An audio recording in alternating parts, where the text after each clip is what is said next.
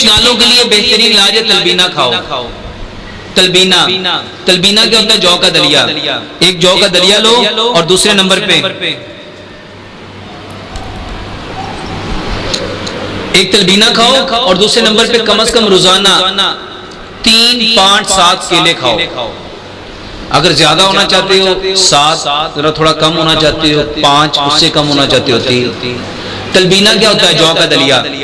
और जौ के दलिए को चीनी में नहीं बनाना, गुड़ में बनाना है या शहद में बनाना है या उसको खजूरों में बनाना है।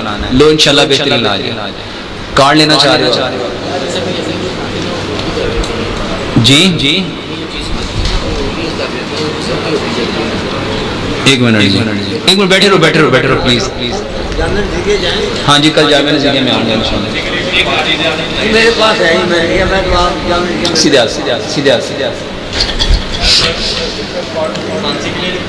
खांसी के लिए बेहतरीन है 1 इंच का टुकड़ा अदरक का, 3 क्लोव लहसुन के, दालचीनी की 2 इंच वाली 3 स्टिक और पुदीने के 5-7 पत्ते। उसको अच्छी तरह 2 कप पानी लो।